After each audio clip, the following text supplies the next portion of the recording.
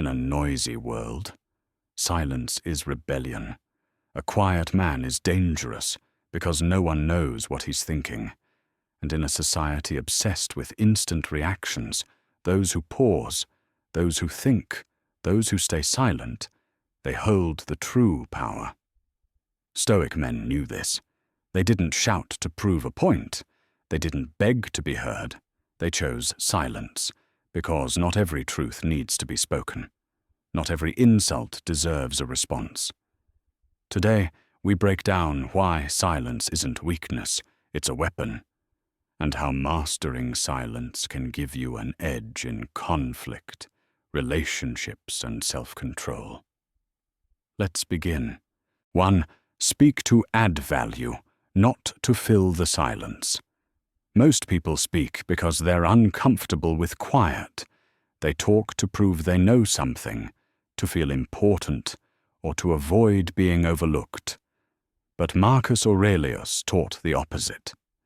Even the most simple of words should serve a purpose. He didn't speak often, but when he did, his words shifted empires. A Stoic doesn't speak just to be heard. He speaks to add value, to bring clarity, to guide, not to impress. Before you speak, ask yourself, is what I'm about to say necessary? If the answer is no, you're not holding wisdom back, you're protecting it. We live in an age of noise, where everyone posts, comments, argues, but few reflect. In that noise, silence becomes rare, and rare things become valuable. Real-life example. Imagine being in a meeting where everyone's talking over each other. Then one person stays silent, listens fully, and speaks just once. But their words cut through the fog. That person gets remembered, respected, not because they said more, but because they knew when to say it. That's Stoic speech, intentional, minimal, impactful. So if your words don't build, clarify, or calm, hold them.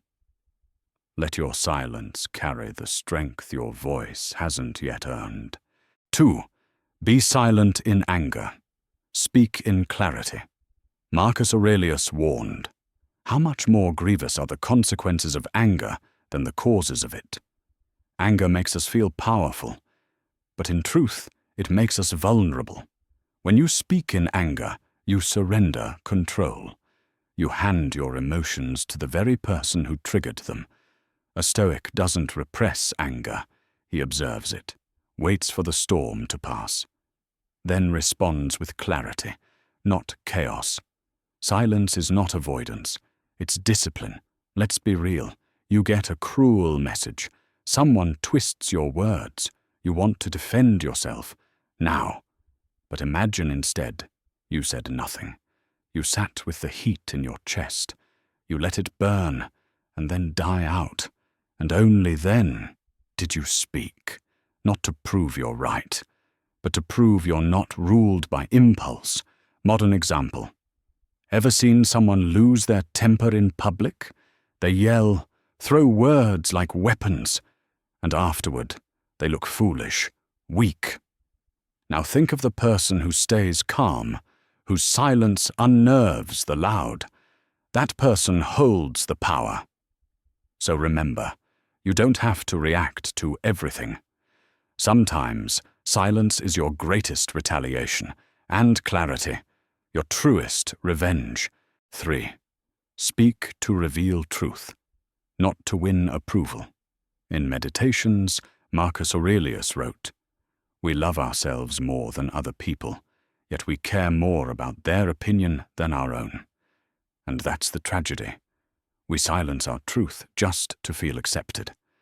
We speak not from conviction, but from fear of disconnection.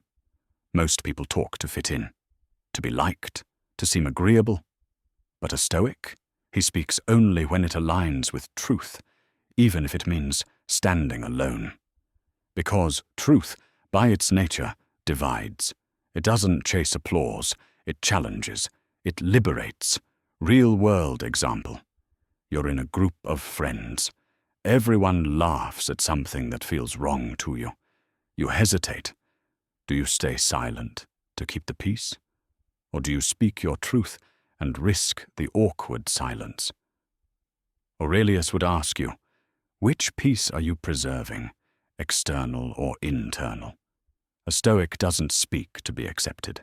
He speaks because he's already accepted himself. And sometimes your voice will cost you approval, but it will buy you integrity. So ask yourself before speaking, am I trying to be liked, or am I trying to live in alignment with what I know is right? Because when your truth becomes more important than their opinion, you stop performing and start living. 4. Be silent to observe, learn, and lead. Most people talk because they're afraid of being overlooked. But the Stoic listens, not because he's weak, but because he's strong enough to hold space for silence. Marcus Aurelius practiced reflective silence every day. He wrote before he ruled. He observed before he acted. He understood that silence sharpens perception. The first step, don't be anxious, he said. The second, speak little, and only when necessary. When you stay quiet, you see things others miss. You notice what isn't said. You observe motives before words disguise them. And in that space, you gain something rare. Wisdom. Imagine this. You walk into a room. Everyone's talking, pitching ideas, making noise. But you listen. You take notes. You speak once. And that one insight, it shifts the entire conversation. That's not luck. That's earned respect.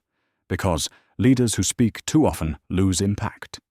But leaders who observe, who let silence guide their choices, they build trust without needing volume. So the next time you're in a room, hold your tongue a moment longer. Let others fill the air. And when you finally speak, your words will feel like clarity in a storm. Silence isn't absence. It's presence, the kind that can't be ignored. The strength in saying less. In the end, the world doesn't need more noise. It needs clarity. It needs people who speak with purpose and stay silent with power. Marcus Aurelius didn't write to impress. He wrote to reflect. And that's what we must reclaim. The courage to pause, the wisdom to speak less, but mean more. Because silence isn't passive. It's a choice. It's a boundary. It's a message. When you stay silent in chaos, you show strength. When you speak from wisdom, you offer light. And when you learn when to do each, you no longer chase respect. You command it.